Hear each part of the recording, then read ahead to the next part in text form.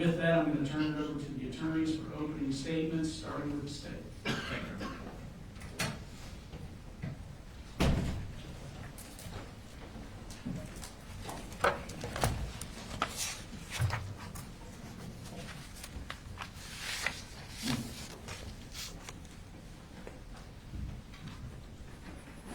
All right, this is the exhibit I'm going to be showing. Thank you.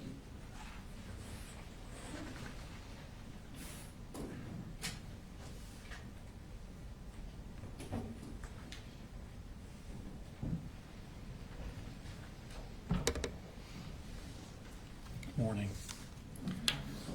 Before we start, one thing needs to be abundantly clear. This is not a case about holding parents accountable for what their children do. That's not what this case is about. This case is about this defendant and his actions. His actions in allowing a child that he has custody over access to a firearm and ammunition after being warned that that child was going to harm others.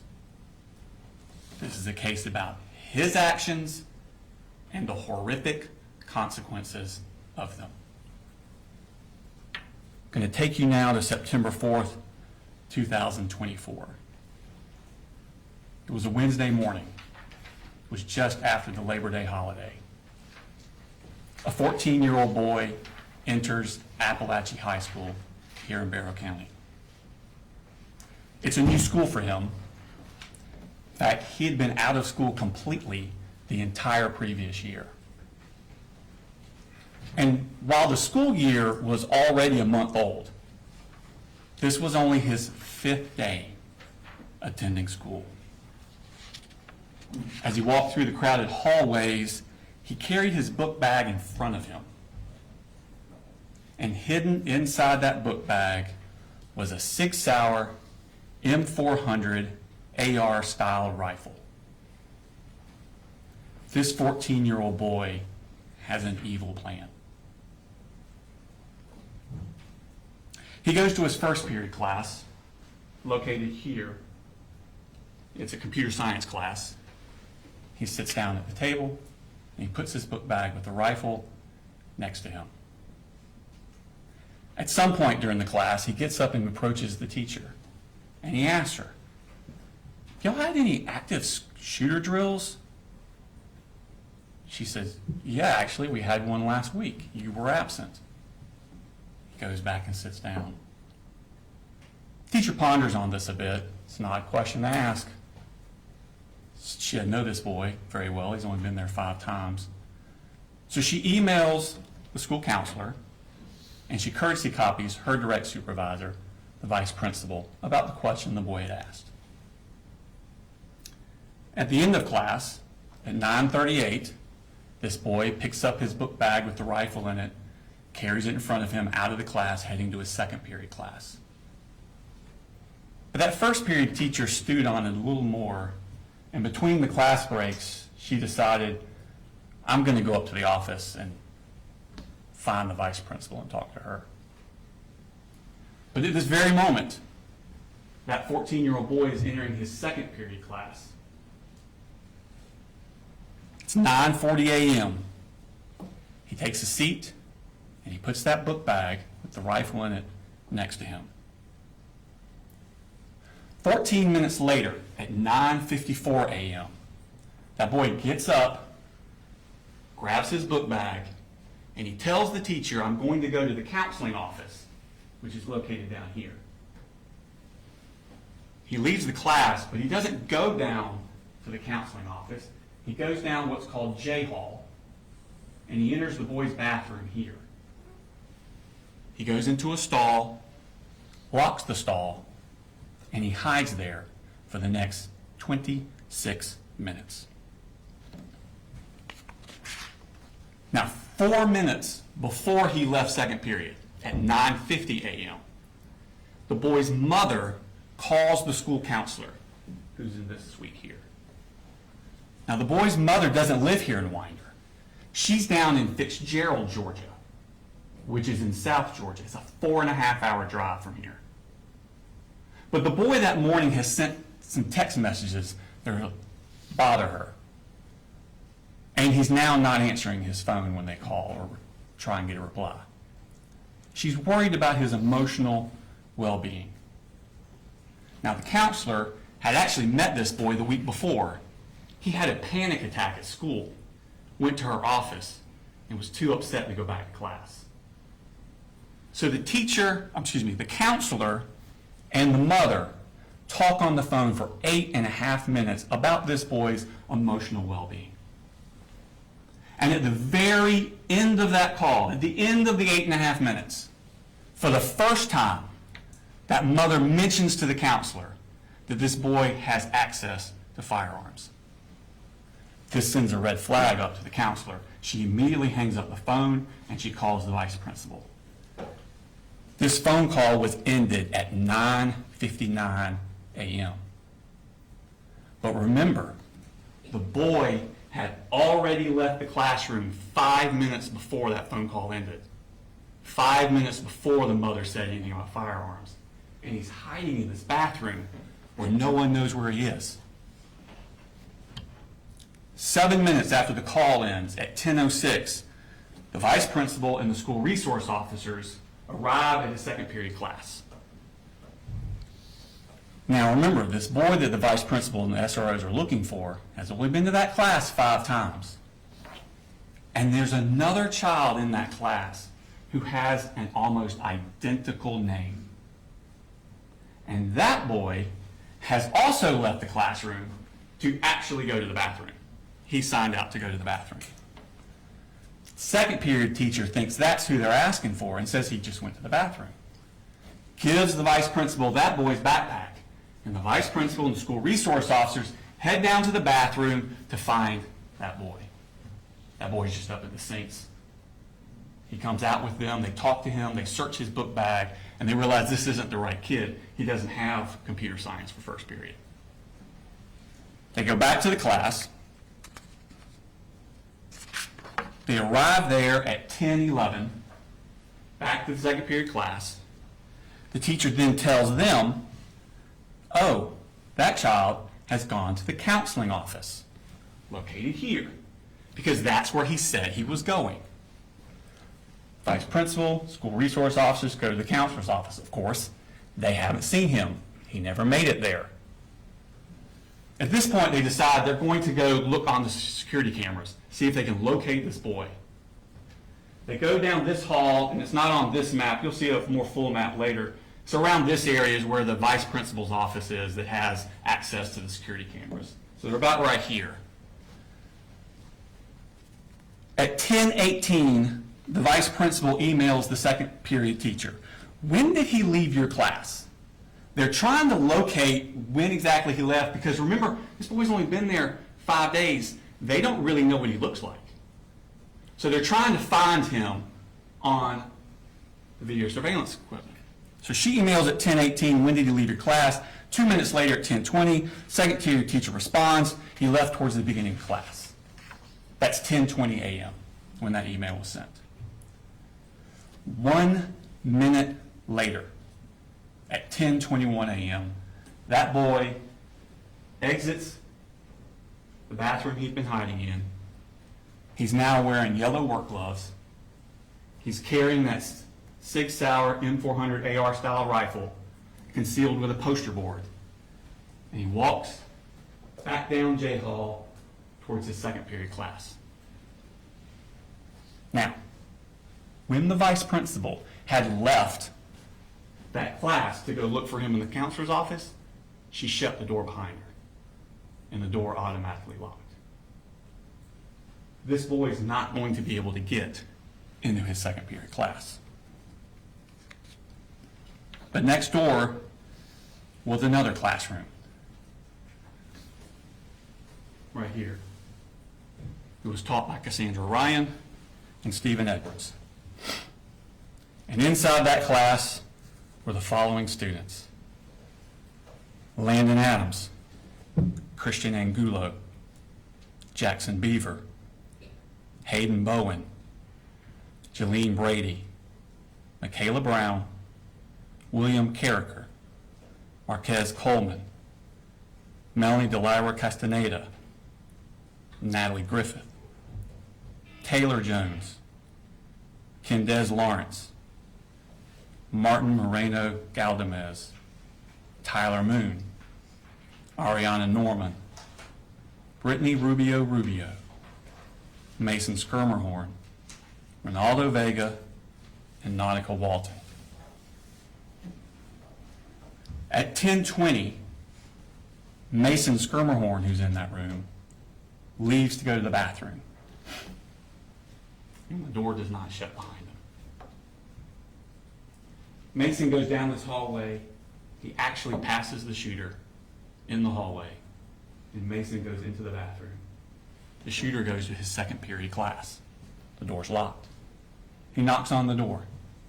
A student in that class gets up, goes to the door to open it for him, but sees through the glass at the last second him standing there with that rifle. She steps back from the door. At that exact moment, the teachers also reach the door because they've been looking for this boy, remember? And she sees through the glass him standing there outside their door with that 6-hour M400. She immediately presses a button on a lanyard that's around her neck that locks down the school. The boy then steps next door to the Ryan Edwards classroom, and he opens fire. He fires discriminately through the classroom. He hits the following victims.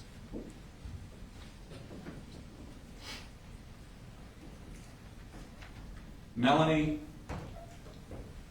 Delira Castaneda is seated here. This is the door he comes into. She's seated here. He strikes her in the left arm with a bullet. Natalie Griffith is seated here. Strikes her in the shoulder, the upper arm, and the forearm.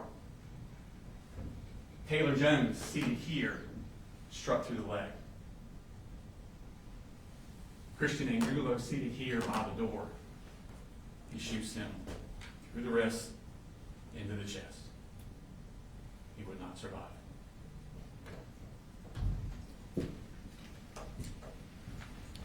Jackson Beaver, Ronaldo Vega, and Nautica Walton were also in that room. They were struck by shrapnel from the bullets ricocheting around the room.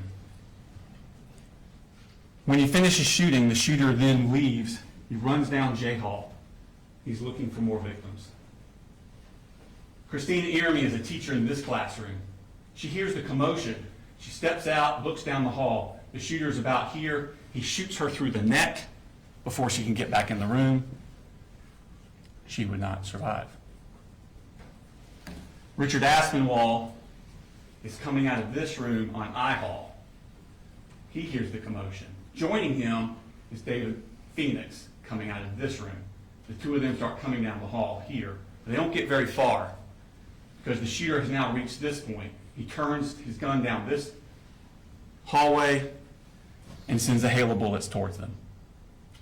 As they dive towards their room, David Phoenix is shot in the hip and in the foot. Richard Aspinwall is shot in the side and the upper chest. He would not survive. The shooter continues down the hallway. He gets to here, tries to get in this door, it won't open. He turns back and heads this way. At this point, Mason Skirmerhorn is still in that bathroom. He doesn't know what's happening. He comes out of the bathroom and he turns away from the shooter, doesn't even see him, heading back toward his second period class. The shooter takes aim from behind, shoots at him but misses, hits the wall above and in front of Mason. This startles Mason and he turns and runs the other way directly at the shooter. He's shot point blank range. He would not survive. Shooter's here. He then aims his gun down K Hall. And Zane Zinni is locked out of his classroom here. He's in the shooter's sights. Now, before the shooting started, two school resource officers, Donovan Boyd and Brandon King, were in the vestibule area, an atrium, I think they call it, in this area, right outside the vice principal's office. They're waiting for the vice principal to find this boy and go get him. They're waiting out there in the atrium, and they hear the gunshots coming from this side. And those two deputies ran towards the gunshots. They come down this hallway here, and they turn the corner, and they see the shooter here with his rifle aimed towards Zane Zinni. And they yell for him to drop the gun and get on the ground. And he complies before he gets a shot off at Zane Zinni. The officers rush down here, they secure him, and they secure that 6-hour M400 AR-style rifle. And out of his pockets, they find 3 more magazines loaded.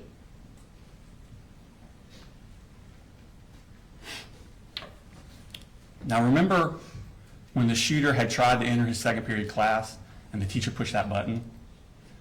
Well, that sent an alarm. It immediately notified law enforcement all over the county. Within minutes, an enormous police and medical response descended upon that school.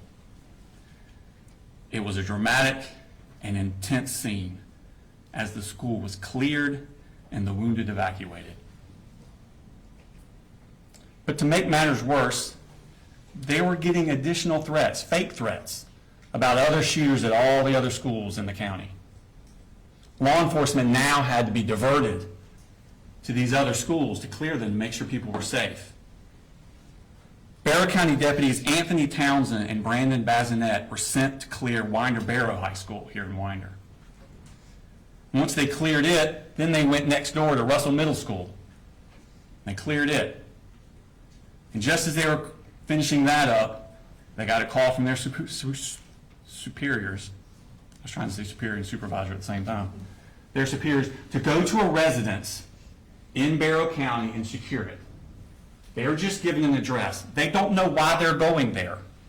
They're just told, go to this residence and secure it until other officers can arrive.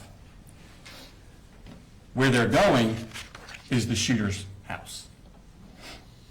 And when they get there, Colin Gray meets them in the garage.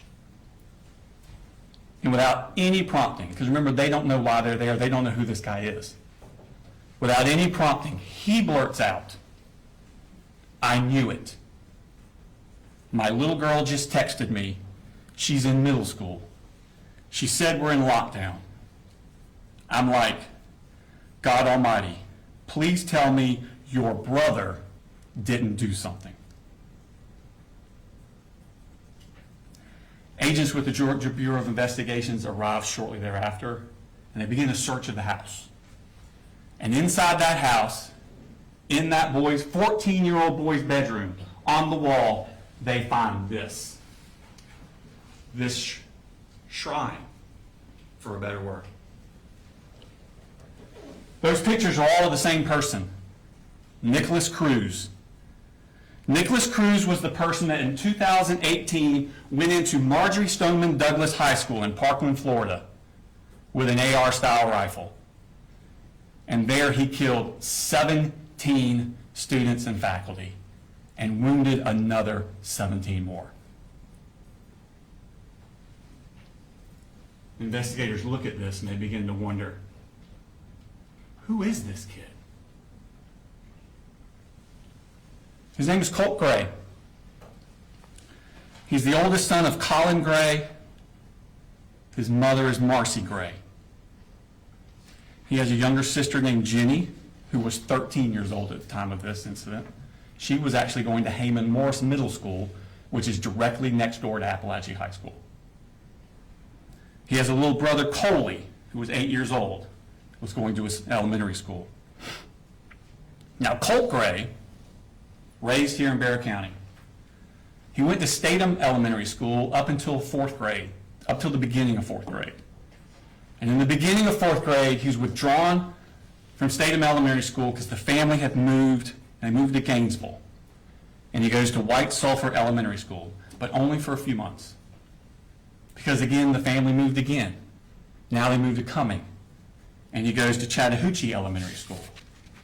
But again, only for a few months.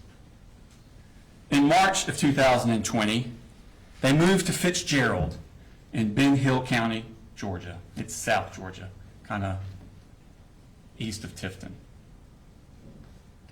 Because there, Marcy's mother and father, Deborah Polhamus and Charlie Polhamus, live, and Deborah Polhamus's mother, Marcy's grandmother, Colt's great-grandmother, had passed away and left the house. So there's an available house for them to live in. So they moved down to Fitzgerald on March 4th of 2020. But if you remember that day, that's the week before COVID shut everything down. That was the end of Colt's 4th grade year. 5th grade. Now this is going to be the fall of 2020 into the spring of 2021. That's 5th grade year. Colt goes to Ben Hill Elementary School. But remember, this is when COVID is raging, and it's mostly virtual. He's mostly at home using the school computers. The next year, 6th grade, fall of 2021, he starts a new school, Ben Hill Middle School, because he's in 6th grade now. And early in that year, 11-year-old Colt, at home, using the school computer, searches the word abuse. A few hours later, he searches the phrase, "how to kill your dad." That was on September 19th, 2021, 3 years before he took that rifle into Apalachee High School. School resource officers are sent to the house to check on him. Everything's fine. It was just a mistake. Misunderstanding. But a defects case is opened on the family. But the family leave Fitzgerald and move to Jackson County 6 weeks later, in November of 2021. So in November, they come up here to Jackson County, Georgia. But they don't enroll the kids in school until February of 2022. Colt finishes out his 6th grade year at West Jackson Middle School. 7th grade, fall of 2020. 1 year after he searched How to Kill Your Dad, and 2 years before Apalachee, 12-year-old Colt starts Jefferson Middle School. It's his 7th school in 4 years. That Halloween, halfway through the semester, Marcy, his mother, gets drunk, passes out in the car in the driveway of the house. Jenny and little Coli are trick-or-treating, and they get separated. Coli gets lost. Authorities are called. Another defects case is opened on the family. Marcy and the 2 siblings, little Coli and Jenny, they moved back down to Fitzgerald in November of 2022. But Colt stays up in Jackson County with the defendant. Defects caseworker Tamika Mitchum is monitoring Marcy and the 2 siblings down in Fitzgerald, and defects caseworker Michaela Anderson is monitoring Colt and the defendant up here in Jackson County. And starting in March of 2023, during his 7th grade year, Michaela Anderson visits his residence monthly. Every month, she shows up to check on Colt, see how he's doing, check on his well-being. And the defendant always says the same thing. Colt's doing well in school. He doesn't need any counseling. But that's not really true. Colt is full of intense anger, and he's having a hard time dealing with it. On Sunday, May 21st, 2023, this is the end of Colt's 7th grade year at Jefferson Middle School. In fact, classes had ended that Friday, and this is that Sunday. And on that Sunday, the Jackson County Sheriff's Office gets a tip from the FBI. There's an app that you can get on your computer called Discord. And this app is popular with video game enthusiasts, but it allows people from all over the world to talk to each other on the computer. And users in a chat room on this app, a true crime chat room, report to the FBI that another user is threatening to shoot up an elementary school. This user is threatening to do this. It says they have access to guns. It says they plan to do it within the next 2 years. The FBI passes this tip on to Jackson County because when you look at the IP address of that user, it comes back to a Colin Gray and an address in Jackson County. Deputy Justin Elliott and investigator Dan Miller go to that address. Now, the current resident of that address has 2 daughters, and they don't use Discord. But they're new to that address, and they keep getting the mail of the previous tenant, Colin Gray. Deputy Elliott and investigator Miller then go to his new address. They speak with the defendant at his house, and they tell him about this threat on Discord. And they ask him, does Colt have access to guns? Which he does. But the defendant says that he and Colt, they take this school shooting stuff very seriously. And Colt denies to these officers that it was him on Discord. He says his Discord account got hacked. The defendant makes no mention to these officers that less than 2 years before, Ben Hill officers had also been to his house when Colt searched how to kill your dad, also on a computer. But before they left, investigator Miller asked the defendant to please restrict Colt's access to guns. Less than 3 weeks later, when DFACS agent Michaela Anderson goes back out to the house like she's been doing monthly to meet with the defendant, and again, she asks, how's Colt doing? He makes no mention to her of this visit from the sheriff's office. 2 weeks after that, on June 23rd, the defendant signs a lease to move out of Jackson County into Winder. But he doesn't tell Michaela Anderson he was planning on doing that, and he never tells DFACS that he did do that. She just keeps going to an empty house. 2 months later, in August, it's time for another school year. Colt's not at Jefferson Middle School anymore. 13-year-old Colt is enrolled at Heyman Morris Middle School. This is the middle school in Winder that's directly next door to Apalachee High School. This is supposed to be his 8th grade year. But he's withdrawn from that school 3 days later. He never attends it. Instead, Colt goes back down to Fitzgerald to live with his mother, Marcy. And while he's in Fitzgerald, Colt is still filled with anger. He's still having trouble dealing with it. He's becoming violent. He breaks windows. He cuts up things with a knife. He even starts cutting on himself with that knife. These are the scars from after he was arrested after the shooting a year later. Colt's grandfather, Charlie Polhamus, is at his wit's end. He actually calls the police on Colt. And at the beginning of October 2023, just a few weeks after being in Fitzgerald, Colt comes back up here to Winder to live with the defendant. But he does not attend school. 2 weeks later, on October 13th, down in Fitzgerald, Marcy, who you remember is still being checked on by DFACS, tests positive for drugs. She's going to lose the kids.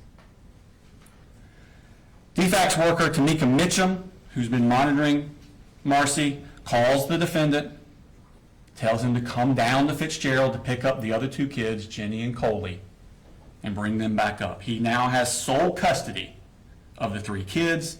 Marcy's to have no unsupervised contact. But Tamika Mitchum also stresses to the defendant to get the kids in school and counseling as soon as possible. He does neither of these things. 3 weeks after the kids are brought up here, on November 6th, 2023, back down in Fitzgerald, Marcy basically goes crazy. She wants to come up to Winder. She wants her mother, Deborah Polhamus, to bring her to Winder. And Deborah Polhamus says, "You ain't going to Winder." So Marcy duct tapes her mother to the chair, steals her car, drives up to Winder, goes to the defendant's house, keys his truck, and gets arrested. She spends some time in the Bexar County Jail before she's transferred to the Ben Hill County Jail for the charges down there. And while she's down there, she's released on bond to an inpatient drug treatment facility in South Georgia. She has no supervision during this time over Colt. Now back up here in Barrow County, it's been a chaotic few months for Colt. But that Christmas, after the cuttings and the things with the Jackson County and the moms going crazy, testing positive drugs, that Christmas, the defendant, 7 months after he was told by Jackson County Sheriff's Office of possible school shooter threats and being asked to restrict Colt's access to guns, the defendant buys and gives 13-year-old Colt that Sig Sauer M400 as his Christmas present. And he allows Colt to keep this rifle propped up in Colt's room.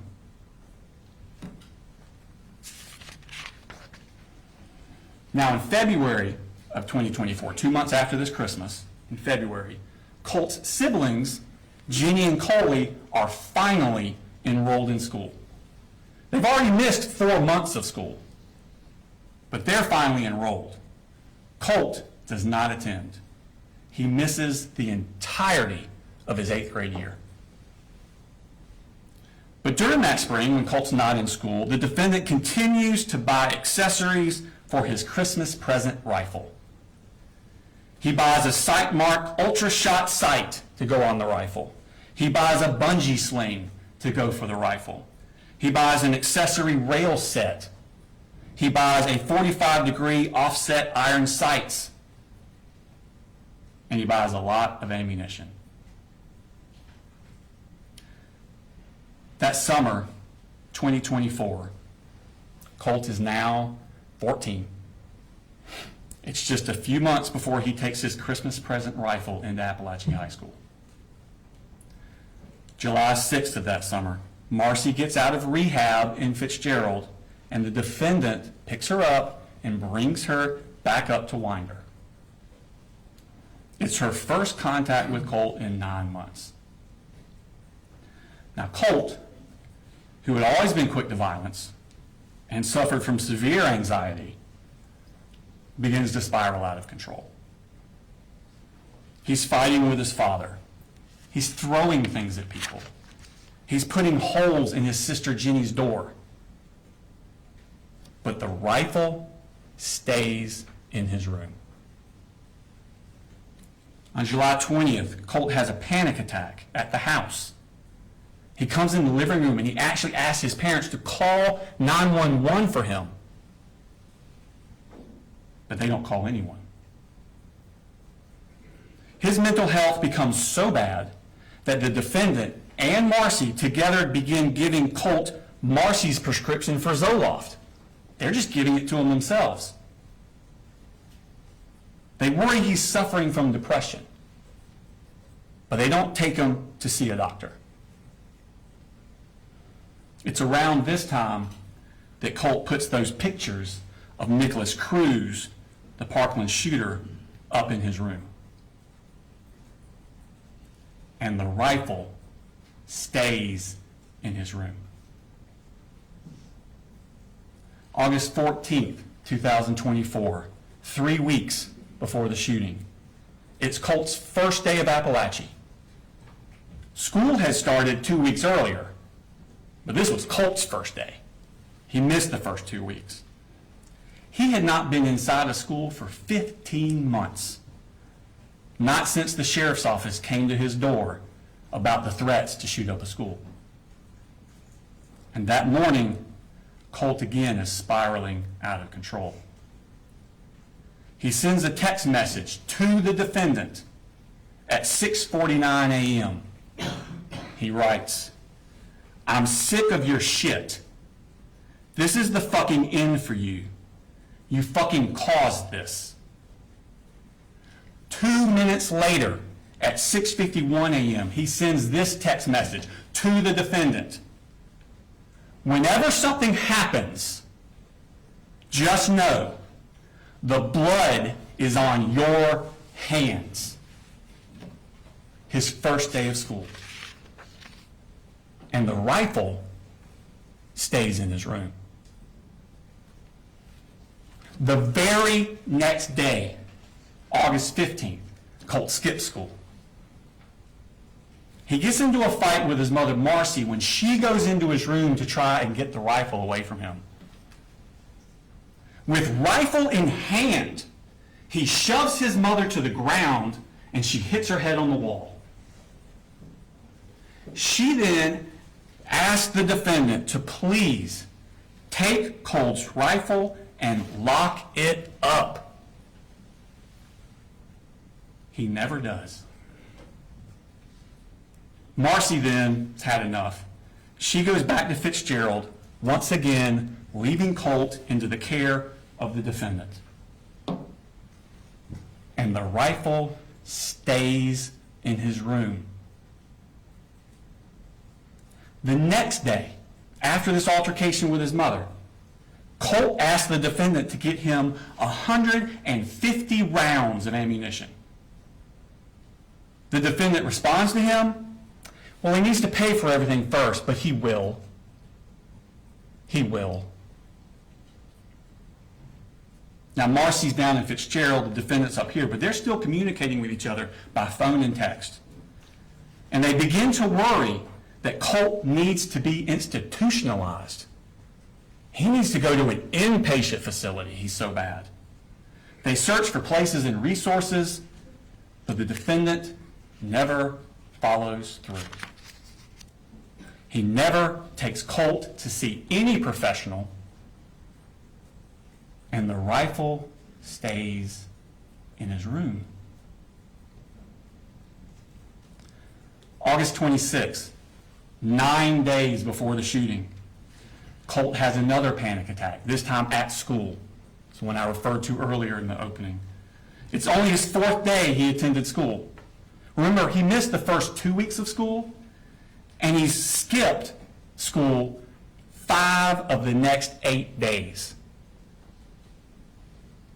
Colt leaves his second period class that day. He goes to the counselor's office. He's too distressed to go back to class. They call his father, but his father can't come to get Colt. Colt ends up spending the entire school day in the counselor's office. That night, on the phone, Colt asked his grandmother, Deborah Polhamus, if he did something terrible, would she still love him? This bothered her so much, Deborah Polhamus, that the next morning she drives up to Winder from Fitzgerald.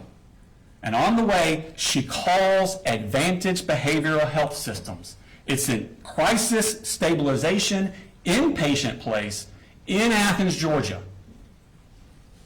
She talks to them on the phone, and they tell her he must be brought in by a parent. Marcy's in Fitzgerald. The defendant is here. They tell her that Saturday is a great day to come in, because most people don't realize they're actually open on Saturdays, and you can just walk right in. But he needs to be brought by a parent. Deborah asked the defendant to take Colt on that Saturday, which would have been August 31st. He doesn't. Wednesday, August the 28th, Colt skips school. This is 2 days after that panic attack, the day after Deborah Polhamus is called crisis advantage behavioral. Colt tells the defendant that he hears voices telling him what to do. This is 3 days before the defendant is supposed to take Colt to advantage behavioral, and 1 week before the shooting. At 7:44 a.m. that morning, Colt texts the defendant, "I have to kind of dance around the inconvenient truth at times. I have no control over what these things say and tell me to do." And the rifle stays in his room. Colt skips school again the next day, which is a Thursday. That Friday and Monday, school is closed for the Labor Day holiday. And that Tuesday, September 3rd, Colt skips school again. That brings us back around to that Wednesday morning, September 4th, 2024. Those pictures of Nicholas Cruz are still on his wall, and that rifle is still in his room. The defendant leaves to take little Coli to school. Jenny leaves on her bus for Heyman Morris Middle School, which again is directly next door to Apalachee High School. Colt gets his rifle, gets extra magazines, puts them in his book bag. He wraps a poster board around the part of the rifle that sticks out of the bag, and he takes a hat with a Fender guitar logo on it, a stocking hat, and puts it over the top so you can't see it. And then he heads out to meet the bus. A few hours later, just like he'd been warning he was going to do, Colt murders 4 people. Now, after the shooting, which I will remind you happened at 10:22 a.m. So after that, at 11:01 a.m., Jenny, the daughter, texts her father, 3 people are dead at the high school. The defendant texts back a minute later, "How do you know? How do you know?" She responds, "People are saying, and there was an email. Please, I'm scared." She then texts the defendant, "I can't call you. I'm in a lockdown." At 12:19, the defendant texts Jenny, "Jenny, have you talked to your brother?" Jenny replies, "No. But I think we're thinking the same thing, and I don't want to talk about it over text." 1 minute later, the defendant replies, "Yep, 10-4. I'll be here in just a few. Let me know when you get back in the building and when I can come get you." A few minutes later, the defendant arrives at his home, not Jenny's school, not Apalachee. He goes home, and he runs straight to Colt's room. He has to confirm what he already knows. He goes straight to Colt's room to see if that gun is missing. And it is. Moments later, Anthony Townsend and Brandon Bazinet arrive at his house, and he utters those words, "I knew it." Now, ladies and gentlemen, the charges in this case, it's the same acts that he did. The charges are divided up between whether or not the victim of those acts was a child or an adult. If they're a child, the charges that stem from their victimization would be cruelty to children, because you have to be under 18 for cruelty to children to apply. But through his negligence of allowing Colt to have this gun, knowing what Colt was going to do, he caused cruel and excessive physical pain to the children. That's cruelty to children in the second degree. If that cruelty to children in the second degree results in death, like with Mason Skirmerhorn and Christian Angulo, That is murder in the second degree. So the cruelty and the murder in the second go together. They apply to the children. The two adult deceased, Christina Earmy and Richard Aspinwall, they're above the age of 18. The defendant is charged with reckless conduct, same act, recklessly allowing his child, that he knew this was going to happen, to harm someone else. And because they died during the commission of reckless conduct, that is involuntary manslaughter. So for the adults, it's involuntary manslaughter based on reckless conduct.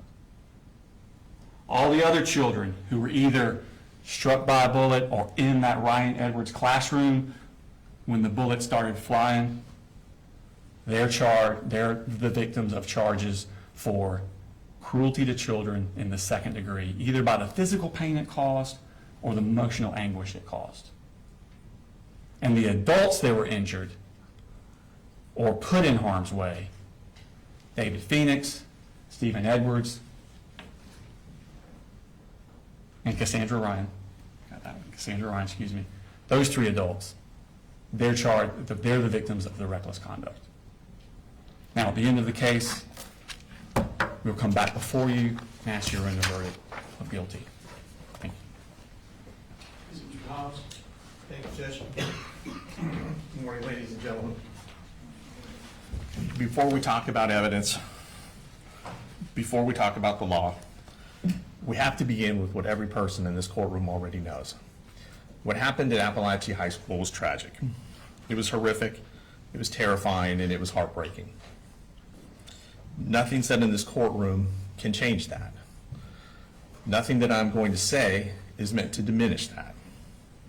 You're going to hear emotional testimony, you'll see photographs, you'll see videos, you'll hear about the fear, the chaos, and the terror that Colt Gray inflicted on that school and this community.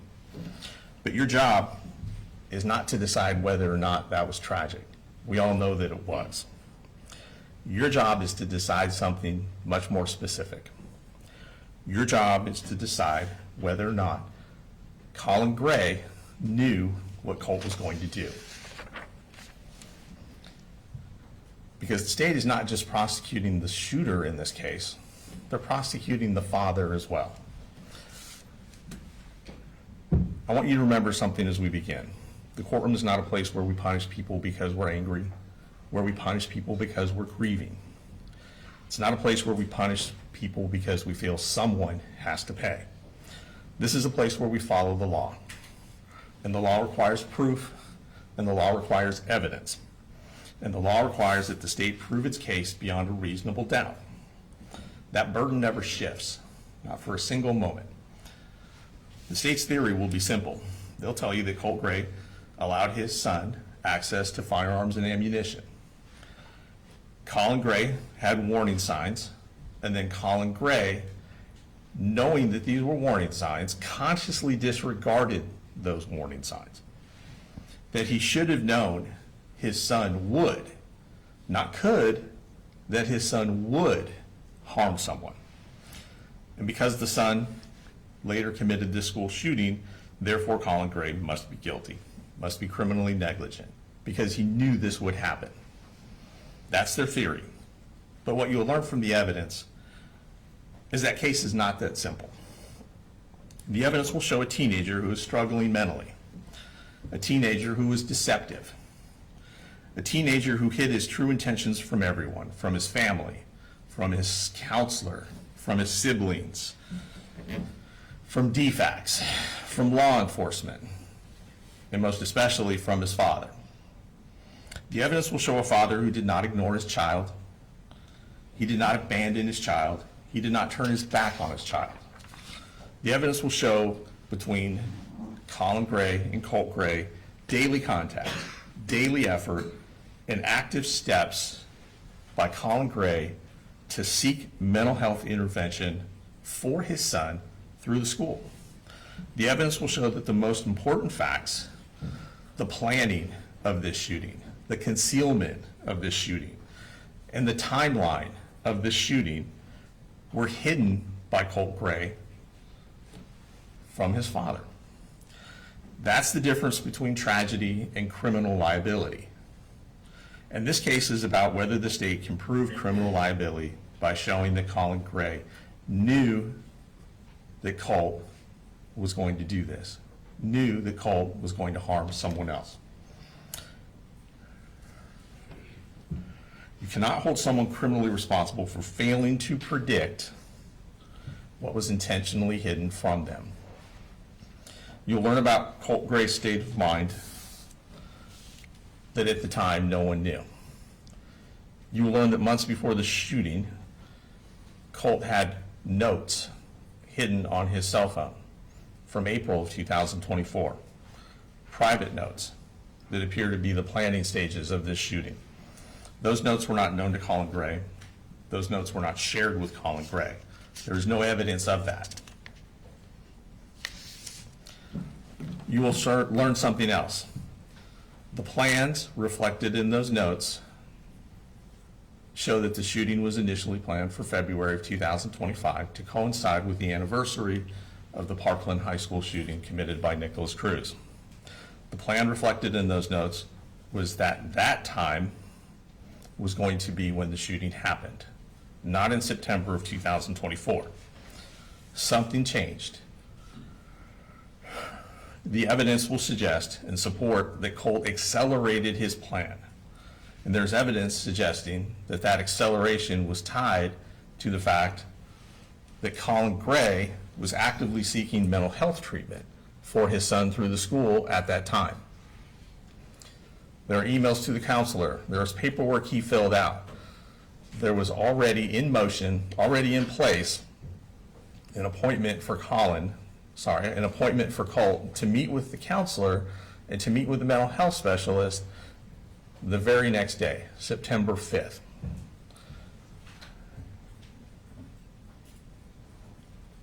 Colin Gray did not know about the plans. Colin Gray did not know that Colt was planning to do this and that he would in fact go harm someone else. The behavior that Colt exhibits, the behavior that you'll find from his notes in his cell phone, from his text messages, show that he was actively keeping this information from others, from law enforcement, from DFACs, from counselors, from professionals who know to look for these signs, and most especially from his dad.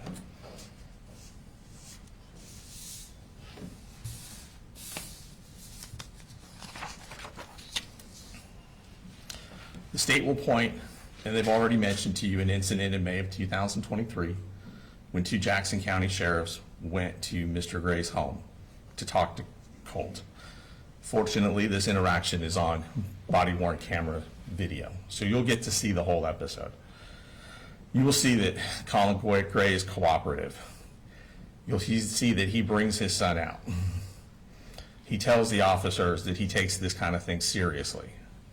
He tells the officers, you tell me that he did it and those guns are gone today. That is on video. That is undeniable. But the officers don't tell him that. The officers say that they're not sure that it was him that made the threat. He tells the officers that he has a gun in the home. He says that he has a son who is somewhat isolated, who's on the computer a lot. He says that when he was young, he used to enjoy hunting with his father, that they would go deer hunting. And so he was introducing Colt to deer hunting, that they had gone out a year before. Colt had killed his first deer, that the gun that they had was for deer hunting. The gun was to get him outside, which the officer in the video approves of. Get him away from the computers, that's good. But Colin tells the officers, if you think this is him, tell me, because those guns are gone today. And that is not what he's told.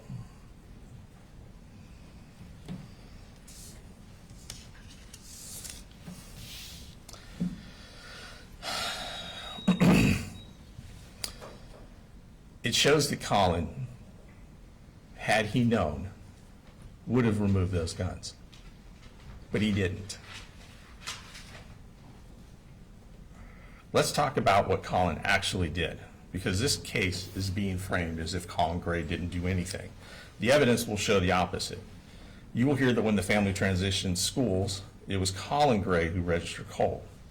You will hear that Colin Gray worked full-time, was raising 3 kids on his own due to the kid's mother's addiction problems, due to DFAC saying that she was not allowed to have unsupervised contact with him, due to the courts in Barrow County saying she was not even allowed in the same county where these kids lived. Colin was doing everything. Colin is the one that filled out the counseling referral forms. Colin is the one that communicated with the school counselor. Colin's the one who discussed the evaluation. Colin was the one who was coordinating mental health services through the school. Colin is the one that filled out the paperwork to get the assessment done on September the 5th. You'll hear that the school had arranged, and it had already been taken care of, that Colin had completed everything he needed to for the assessment. You're going to hear from the grandmother who says that they wanted to take him to Advantage Behavioral in Athens, that it was urgent. This comes out after the shooting. The grandmother will also tell you she had absolutely no idea that Colt had any interest in Nicholas Cruz or school shootings in general until after the shooting happened and they were making the 4.5-hour trip from Fitzgerald, her and her daughter Marcy, at which point Marcy said, well, Colt does like this school shooter named Nicholas Cruz. That's the first time that you hear Debbie learns any of that. You're going to see text messages from Debbie in August and September of 2024 when she says that they were so strongly trying to get him into a facility. What you're not going to see in those text messages is any urgency on Debbie's part. You're not going to see anything from Debbie saying, get the guns out of the house. You're not going to say anything from Debbie saying, I'm worried about Colt, we need to get him there today. Nothing. They don't talk about it at all. Debbie doesn't mention it one bit. Now, she mentions it in hindsight after the fact, and Marcy does the same thing. Who's Colin Gray? He's a working father raising 3 kids by himself. He had responsibilities, he had a job, he had a family to keep afloat. He had 2 other kids besides Colt. He was involved. You'll see his text messages to his children. You'll see his text messages to Colt. This is not a parent who's turning his back on what's going on right in front of him. Let's talk about what you're not going to hear. Because sometimes what you don't hear in a case like this is just important as what you do. Sometimes the absence of evidence tells you more than the evidence itself. You will not hear a text message where Colt says to his dad, I'm going to shoot a school. I'm bringing a gun tomorrow. I have a plan. I'm going to hurt someone. You won't see a single message like that. You will not hear that Colt ever told his father about the notes on his iPhone. You will not hear that Colt ever showed his father a plan. You will not hear that Colt told his father he was accelerating the plan. You will not hear that anyone called Colin Gray and said, your son is about to commit a shooting. You will not hear that law enforcement told him, your son made a credible threat. You will not hear a school official warn him his mental health treatment is imminent. He needs to see someone today. You will not hear anyone from DFACS told him, we have serious concerns that he's violent, that he's going to hurt someone else. You will not hear anyone say that they contacted the police on September 3rd and said there's a school shooting about to happen. You will not hear that Colin Gray encouraged violence. You will not hear that he glorified violence. You will not hear that he dismissed a specific credible threat. In fact, you'll hear something entirely different. You'll hear that Colt suffered from anxiety. You'll hear that Colt suffered from depression. You'll hear about his panic attacks. You'll hear that he didn't like going to school. These are serious issues, but these are not the same as homicidal ideations. These are not the same as suicidal ideations. These are not the same thing as proof of a probable school shooting. The state will ask you to connect dots after the fact using hindsight. Dots that became visible only after the shooting itself. But what you will not hear is evidence that at the time, Colin had sufficient warning that this outcome was probable. Not imaginable, not possible, but probable. That Colin knew that his son would harm someone else. You'll hear testimony from Colt Gray's counselor. And that's important because it gives you a professional's perspective on what was going on with Colt in the weeks leading up to the shooting. You will hear that Colt presented as a student suffering from anxiety and emotional instability, panic symptoms, an inability to function in class. And you'll hear something very important. You will hear that even the school counselor, a professional trained, did not perceive Colt as a threat. She described him as nice, respectful. That matters, because if a trained counselor did not perceive the imminent violence, then it's unreasonable to claim that the father should have seen it himself. You'll also hear testimony from her about how the father did in fact take steps to get him mental health treatment. The father was in communication with the counselor. The father submitted the paperwork. The father completed the referral, and the father was pursuing intervention. You'll hear the therapist was essentially scheduled to meet with Colt the very next day. The father was not ignoring the problem. Colin Gray was acting. They want you to hold him responsible because they don't think he was acting fast enough. You'll hear from his daughter, Colt's sister, Jenny Gray. Her testimony will corroborate the concealment that Colt was perpetrating on his family, on his dad. She'll testify that Colt was secretive, that he was constantly deleting and opening new accounts on Discord to avoid detection, that he was using usernames that were combinations of alphanumeric combinations. You'll find that he would not discuss, based on the statement that Jenny gave on September 4th of 2024, that he would not discuss school shootings or school shooters in front of his father. You will hear in the morning of the shooting, Colin Gray had already left home. You will hear that Colt, when he did discuss school shooters with Jenny, made her promise not to tell his dad. You'll hear that that morning on September the 4th, Colin Gray got up and took his youngest son, Coli Jr., to school, that he left before Jenny and Colt did to catch the bus.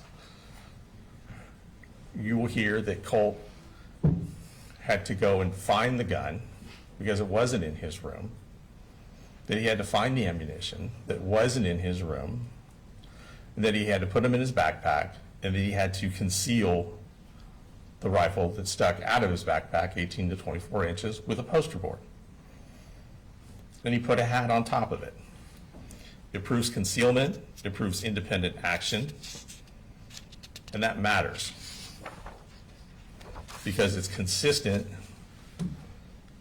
with what Colt had done the whole time, which was conceal this plan from his father.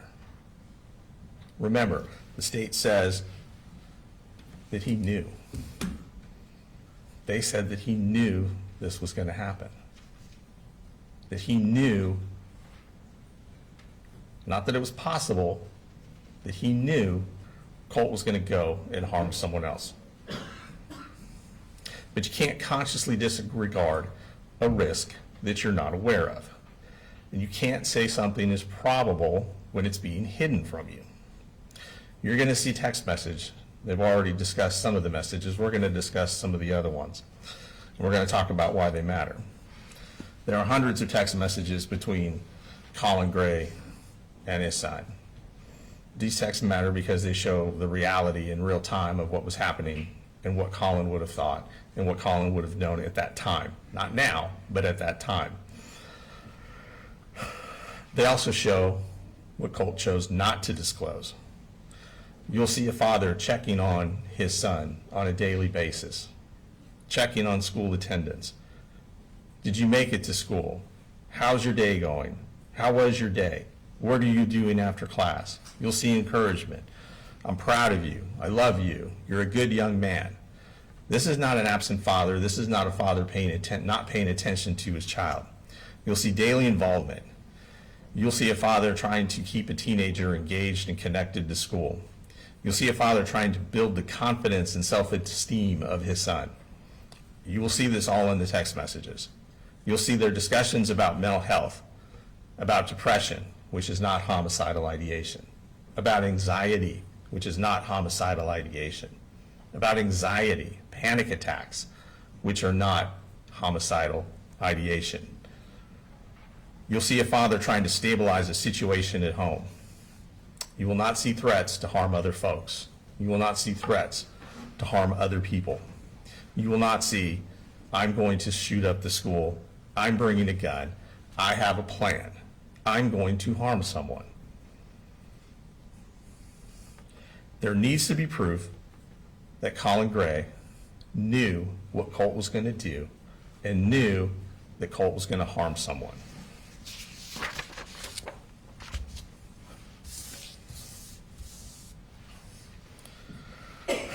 The text messages show something else as well.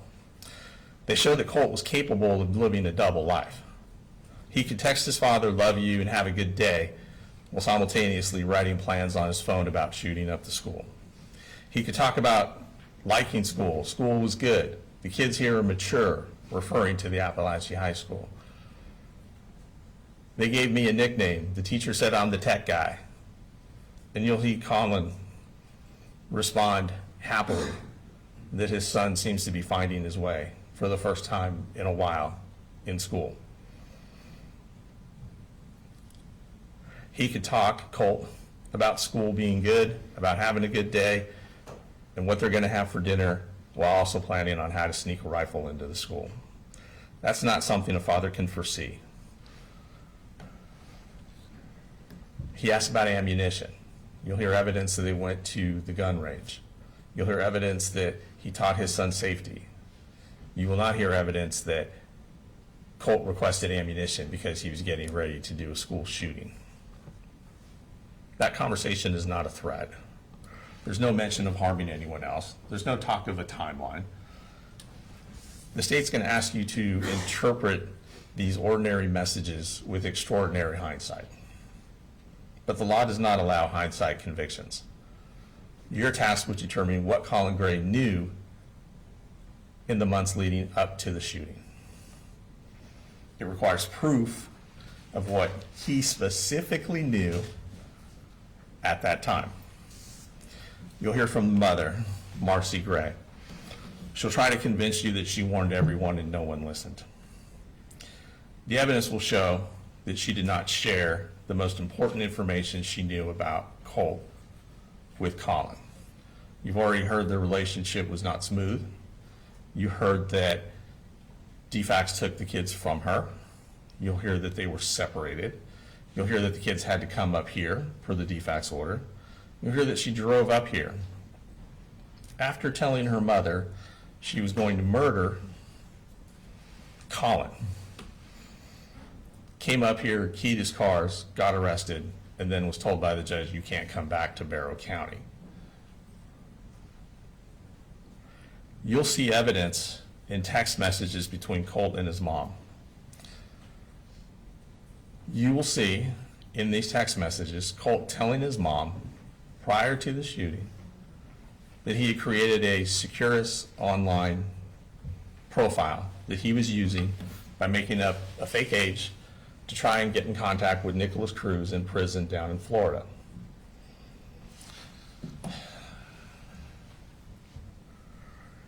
He will text her that he had emailed Nicholas Cruz a couple times, and he'd even put money on his commissary. Marcy's response is to ask him where he got the money. And he tells Marcy in a text message, I told Dad it was to buy a video game on Steam. To which Marcy responds with a laughing out loud emoji. Marcy knew that he had this interest in Nicholas Cruz, but she did not share it with Colin. Immediately after this conversation, you will not see a text message from Marcy to Colin say, hey, did you know he's been emailing a mass murderer in Florida?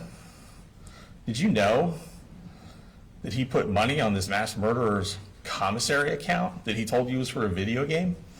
She doesn't share any of that with Colin. She keeps that to herself.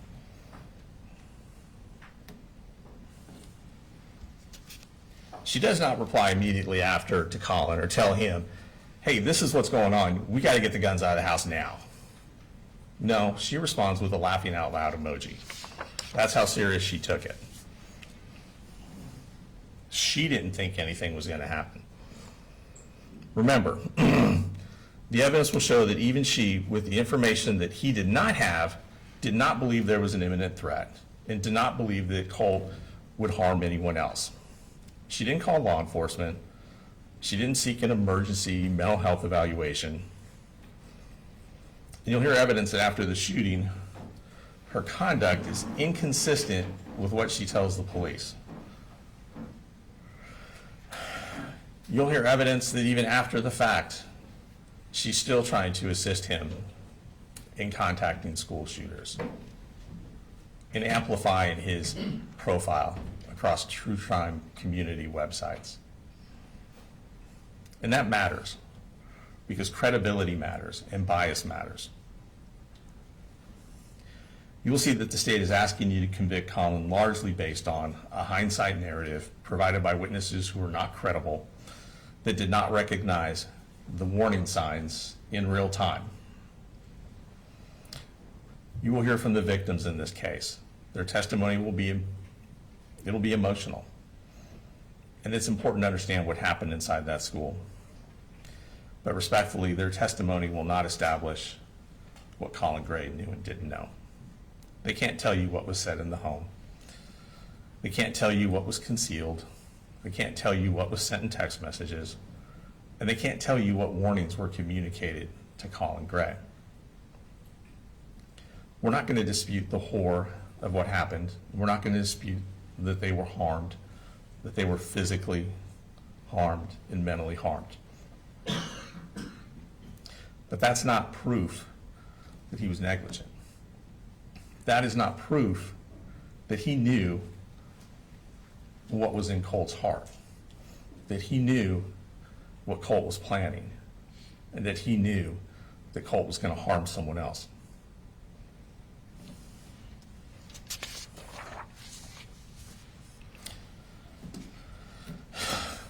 The law doesn't punish what is possible. The law does not punish what is conceivable. He is charged with knowing what would happen. He is charged with knowing his son would harm someone else. In life, almost anything is possible. It's possible that a teenager who's angry might get into a fight. It's possible that a teenager who's depressed might run away or make up excuses not to go to school. It's possible that a teenager who's anxious might break something or act out. But this is not a case about whether something bad is possible. This is a case about whether or not Colin Gray knew Colt was going to take a gun to that school and harm other people. That matters, because if the standard becomes it could have happened, then the law becomes limitless. If the standard becomes you should have imagined the worst, then every parent becomes criminally liable for what a teenager might do. But that's not the standard. The standard is proof. Proof that Colin Gray knew, that he consciously disregarded, not a vague fear, not a general worry, but a risk that made this tragedy. That he knew Colt was going to go to that school. That he knew what the counselor didn't, what the DFACS professionals who had met with Colt didn't. The state will ask you to look at the outcome and then work backward to say because this happened, it must have been foreseeable. But the law doesn't allow hindsight to substitute for evidence. That's why you're going to hear about what was actually known at that time, and most importantly, what was actually hidden from Colin Gray at that time. Because when someone conceals a plan, deceives the people around them, acts independently, the law does not allow us to pretend that the people left behind should have seen through all of it.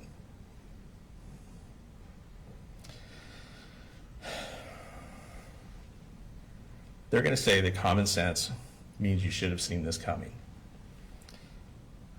And guns are serious, and this tragedy is serious. But the law is serious too. This case is not about whether or not firearms are dangerous in the abstract.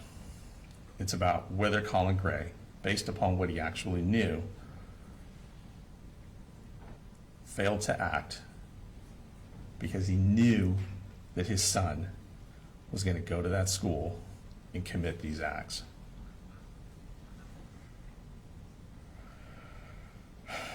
In a case like this, there's a natural human instinct. When something this awful happens, we want an explanation. We want someone to blame. We want a story that makes sense so that we can take steps to make sure something like this never happens again. It's very easy and it's very human to look at the end result and believe that someone somewhere must have known. But the evidence in this case is going to show something that's deeply uncomfortable.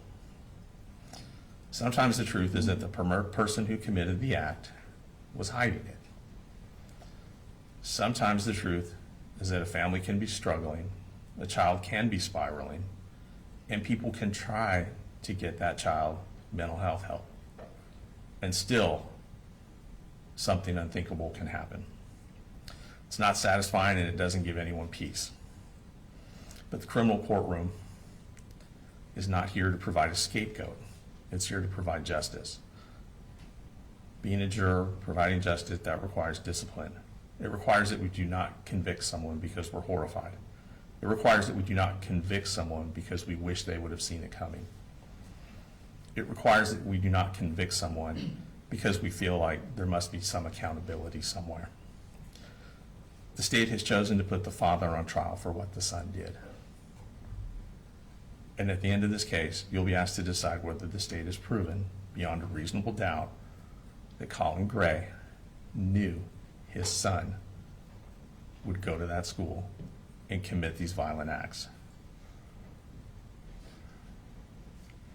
And at the end of this trial, you will find the state cannot prove that beyond a reasonable doubt, and we will ask you to return the only verdict that the evidence can support, which is not guilty on all counts for Colin Gray.